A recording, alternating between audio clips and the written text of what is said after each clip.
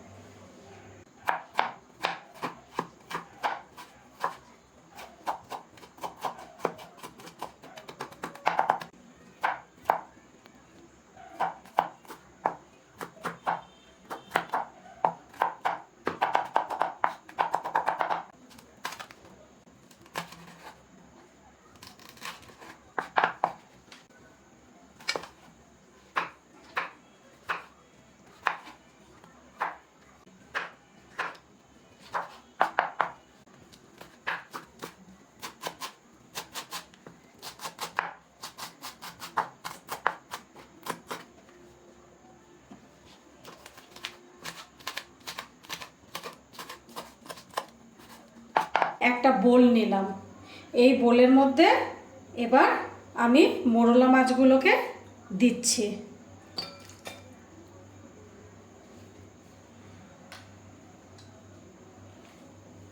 পেঁয়াজ দিচ্ছি, আদা কুচি দিচ্ছি, রসুন কুচি দিচ্ছি,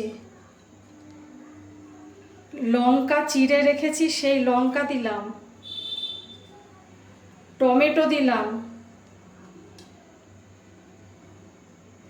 খানিকটা ধনে পাতা দিলাম,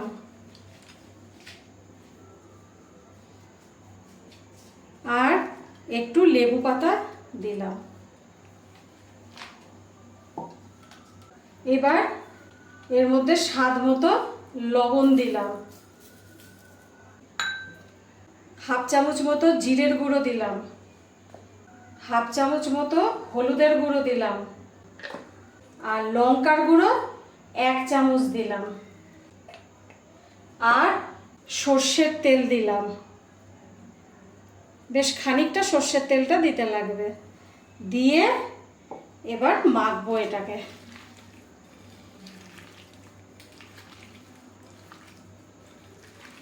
এই রান্নাটা খুব তাড়াতাড়ি হয়, খেতেও খুব সুস্বাদু হয়। মাখা হয়ে গেল, এবার আমি গ্যাসটা ধরাবো। এই যে গ্যাসটা ধরালাম। এবার কড়াইতে একটু সর্ষের তেল দিচ্ছি। তেল গরম হয়ে গেছে, এবার কালো জিরেটা দিয়ে দিলাম। এবার যে মাছটা মেখে রেখেছিলাম সেইটা দিয়ে দিচ্ছি।